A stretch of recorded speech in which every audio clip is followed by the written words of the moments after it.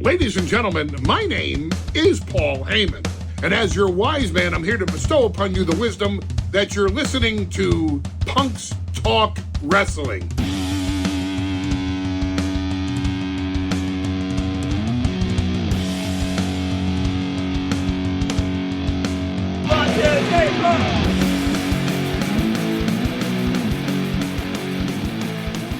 Welcome to Punks Talk Wrestling! On this episode, we begin a new series of superstar showcases as we highlight the career of the self-proclaimed greatest luchador of all time, Dirty Dominik Mysterio! I am RW Hellborn, the PA Rock Prince, hailing quote-unquote from Philly! And I am one half of the crowd, which is one half of your Punks Talk Wrestling Inter-Universal Tag Team Podcast Champion host of the world. Now, then, and forever by my side, 3,500 miles away in London, England, he is my tag team podcast partner. He's the other half of the crown, which is the other half of your Punks Talk Wrestling Inter-Universal Tag Team Podcast Champion, host of the world, Mr. Did You Know, Sir King of Reels, the proper prick, C.J. Newman!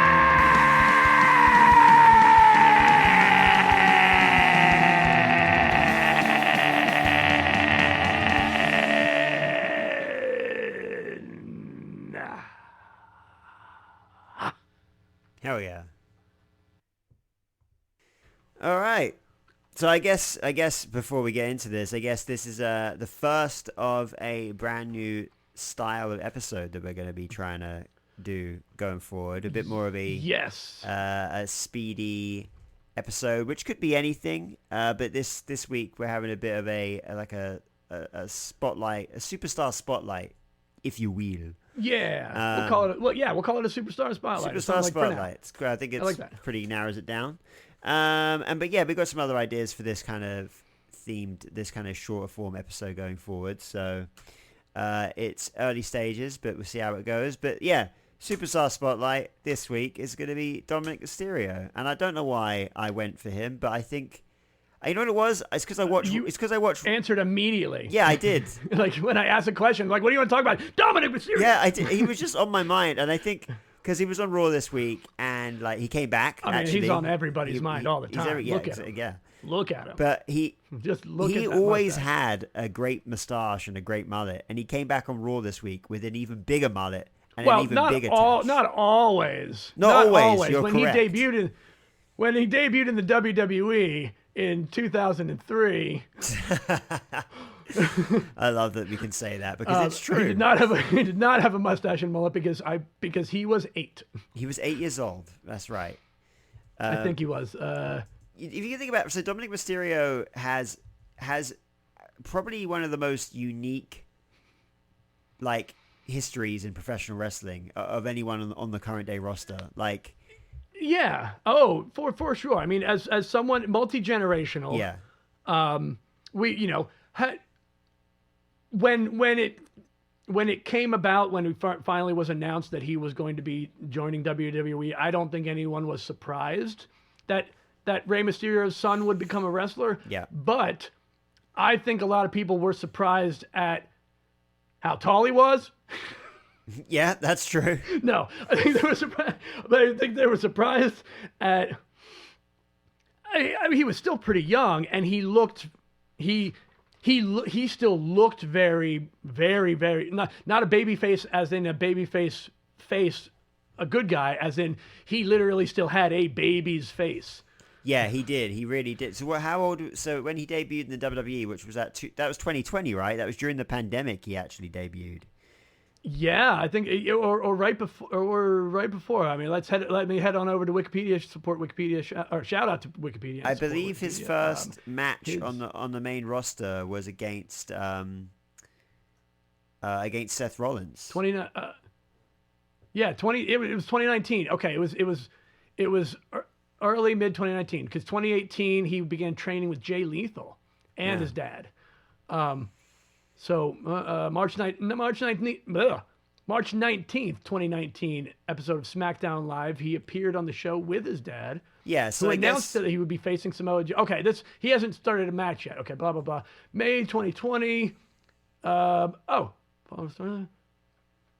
Yeah, so by May 2020, Ray and Dominik were feuding with Seth Rollins and Murphy, leading to Dominik's first match at SummerSlam on August 23. Once again, SummerSlam. This is why SummerSlam is such an important event for us and this podcast. And there's always pops up. Things whenever something happens. It always just pops up. Yeah, and once again, SummerSlam pops up as Dominik's first match. Yeah. 2020. Yeah, so this is in the middle of the pandemic. In the middle of the pandemic, he obviously debuted then in 2020, so he would have been, how old are we saying here? 97 he was born, so he was young. How old? 23? 23 years old, yeah. So big time babyface. Not the wrestling term, just literally had a babyface. Yeah. But definitely like white meat babyface as well. Like he was as... Oh, just... Yeah, it's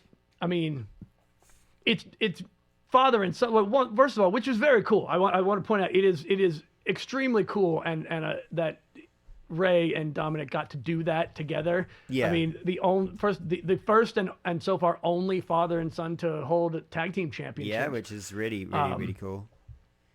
Yeah, like that's just a phenomenal achievement, and it's wonderful to see. You love to see it. Yeah, and it's so, like you were saying, it's so funny if you go back, like if you just do a Google image search of Dominik Mysterio and just see him throughout the years, and like his obviously from his debut, he just looked so innocent, and I don't know, he looks the definition of green. Yeah, it literally is. Like you can't describe it with another word but green. But then like you see him when he joined the Judgment Day, and he looked like. He's had that such a slow grow and progression from being. But what I will say though, I'll say this, and I know this has come up in previous podcasts. I know it's been mentioned before at some point. Is that he paid his dues very very quickly. Like he got the shit beat out of him in that feud. Let's not remember when they tied him to the ropes and they were Raw just beating him with the kendo sticks. Yeah, and we had like no live crowd, so it was just like no crowd. Just he didn't even have the crowd, right? To which made it kind of worse. Yeah, he didn't have the crowd to feed off of to get adrenaline. It was just in an empty room echoing. Well, I think worse for him, but I also think it was worse for us because it was more uncomfortable. It was, like, it was one of the things I know that this is kind of a deviation, but I know one of the things we kind of mentioned from time to time is just how weird wrestling was during the pandemic, and that was another one of those weird things. That segment as well was pre Thunderdome as well. That was in like the Performance Center. Right. It was just it was Performance Center empty, like either empty or with like there was like the camera. Yeah, because.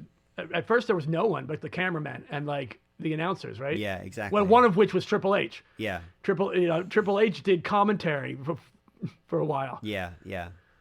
Wild. Absolutely wild. So he obviously had his debut against Seth, and like he then obviously just fell into the tag team division with his dad, and won the tag team championships.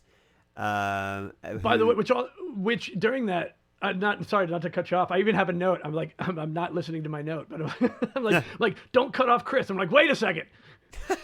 But before we move on from that, I would just want to make a note of, to this day, one of the greatest pieces of wrestling merchandise, only second to the Roman Reigns Wreck Everyone and Leave sleeveless hooded T-shirt, is the Seth Rollins Rey Mysterio Eye for an Eye match shirt. Yeah, but you got that right, dude. I did, yeah. I did. I still have it, and I still love it. Yeah, that is actually a really good teaser, really good graphic. Yeah, I wanted to shove that in just so that we yeah, can make a by reel all about means, it. it's a great shirt.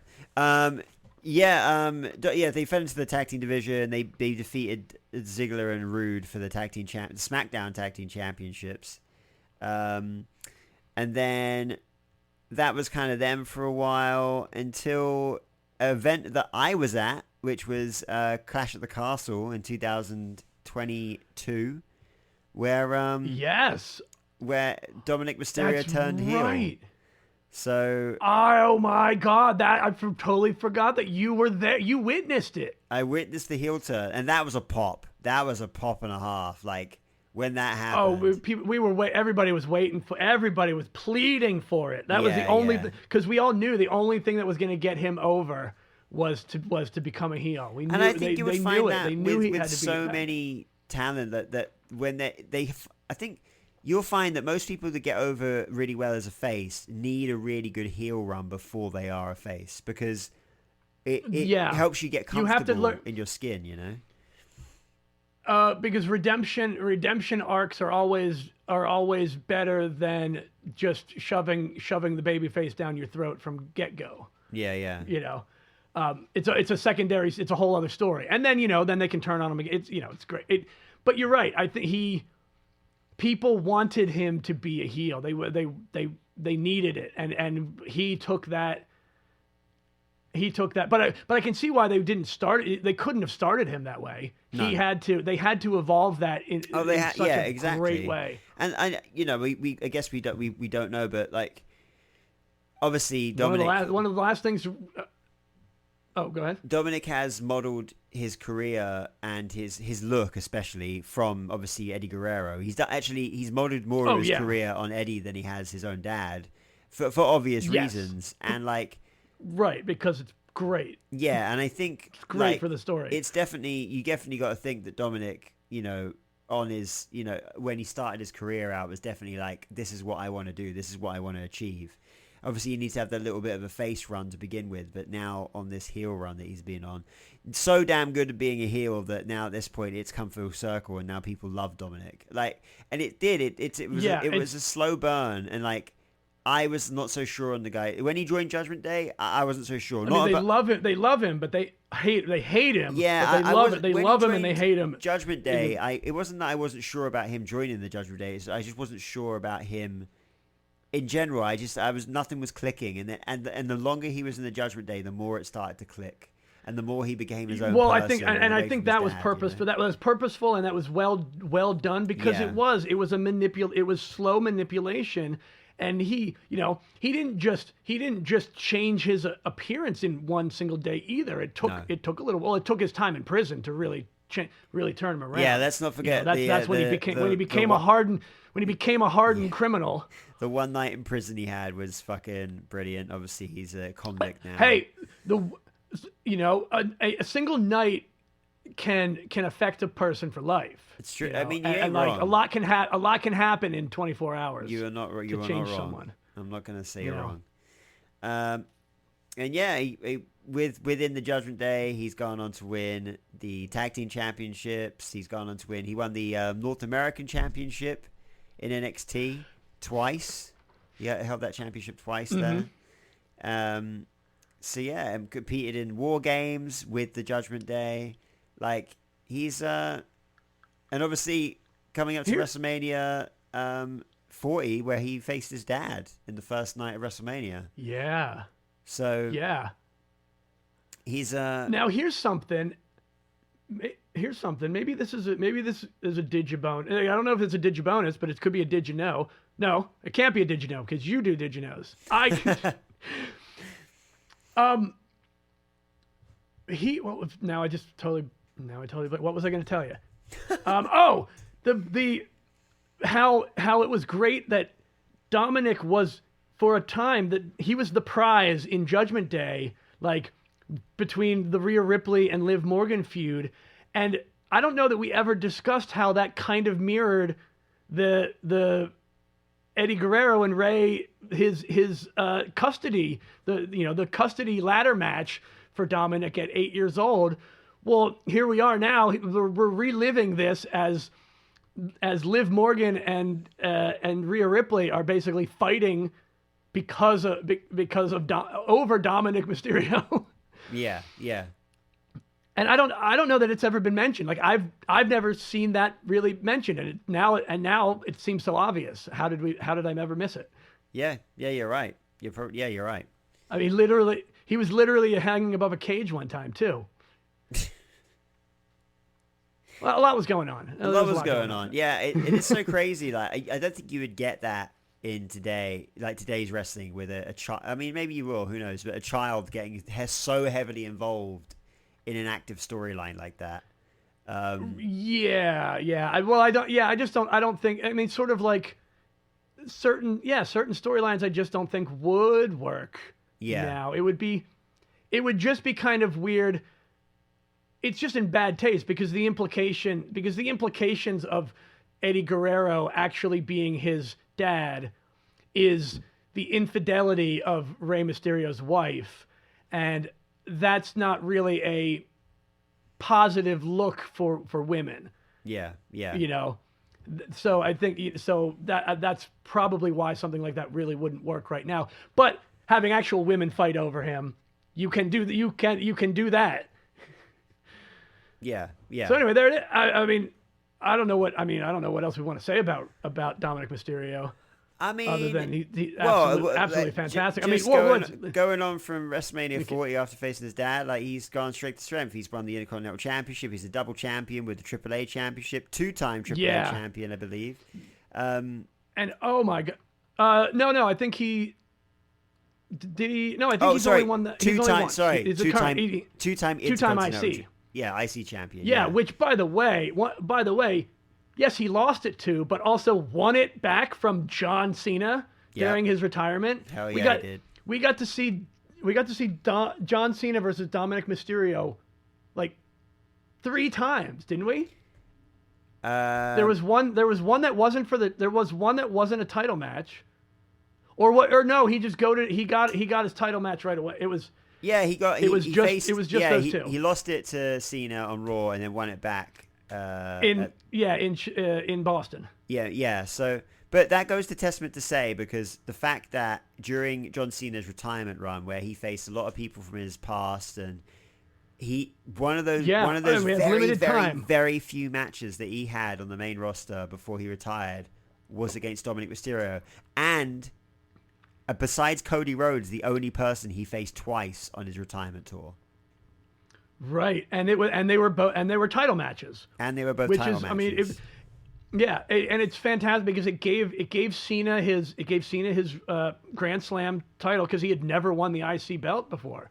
Yeah, the U.S. title was the only mid-card title that he had won. Yeah, exactly. So, for him, on both sides of it, for Dominik to be so integral in the legacy of John Cena is also just such a testament of, you know what?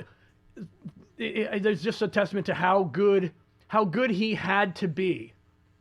He had to be that good honestly, to be able to hang now, and do that. He is just so, like, when he came out on Raw this week, I really felt it. Like, he's so fucking confident now. He's so gut sure about himself, and and it's so good to see. Yeah, well, he's a man. He's legitimately a fucking man now. He's got it all. He's got a look. He's got style. He's got swagger. He's got gold. First ever wrestler to hold WWE and AAA championship at the same time. AAA, yep, and a legacy maker. Yep. Again, and it just looks so good on him. It looks so good on him, and I mean, he is unquestionably going to become a world champion. Oh yeah, he will become a world heavyweight champion. It's a matter of time. I wouldn't be surprised. Yeah, I don't know how we're going to get there, but can you imagine Roman Reigns versus Rey Mysterio? Give this boy every title. Let him go like Ultimate Warrior style into a title match. and then just upgrade his double champ status. Maybe. I don't know. At least I think that would have to happen really quick, and that might be a little bit of a stretch. But I can see Dominik Mysterio versus John Cena, or versus Roman Reigns. I can see it I could totally see that at some point. Of course. But I could definitely see in the future a great heel run. And hey, even a great face run. If he takes more of the kind of lie, cheat, steal stuff from Eddie and uses that in his character, I could definitely see that getting a really over with the crowd and that becoming, his thing. I don't want to lean into that too much because I want him to be his own person at the same time as well. So, well, and we mentioned this in the last episode of in the Royal Rumble episode. We might also be seeing an end or a big shift in Judgment Day as well, because we've got rifts going on all over the place, and we know Finn Balor's wants to challenge for the title. It may be coming to a close, and it might be like Rey and Liv might kind of break off. I mean, Liv's the women's Royal Rumble champion. She's definitely should win the title at WrestleMania. Like, the two of them dripped in gold is what everyone wants. Yeah. So, yeah. It's been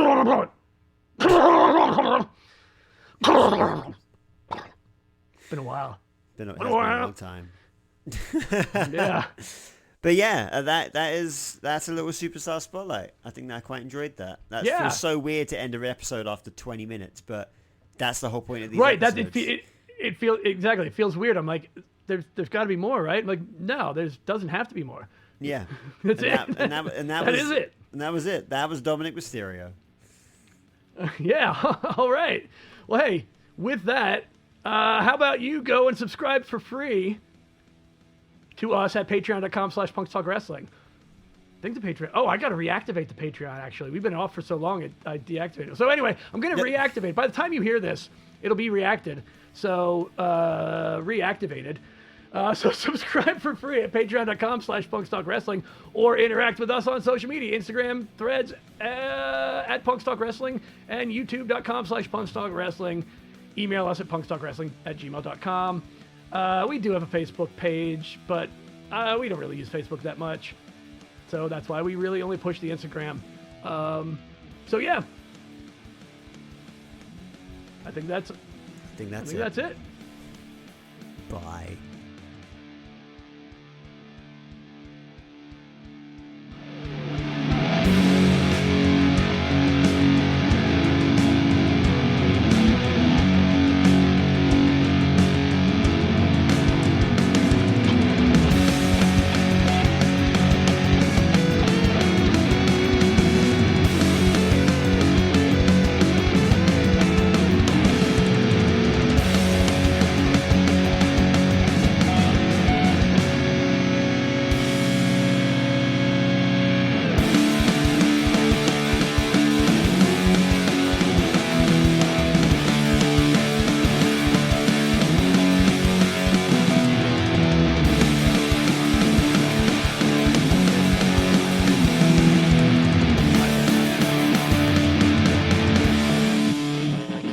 That the Rey Mysterio, the current Rey Mysterio is not the son of Rey Mysterio Sr.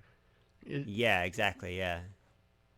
El Hijo de Rey Mysterio is the actual son of Rey Mysterio Sr. Right. But also they spell Mysterio differently in WWE than WWE instead of the I. Yeah. Also, Rey Mysterio in Spanish means Mystery King. Ah, there you go. Hence why he has the question mark with the crown on his logo. Yes, now it all comes together. I never, never thought of it until now either. Yeah, I saw that and I'm like, that's weird. What the hell does that have to do with anything? Now I understand. Literally, it's literally his name, because I don't Yeah. know Spanish, and The King of Mystery. clearly am not as big a Rey Mysterio fan as I thought.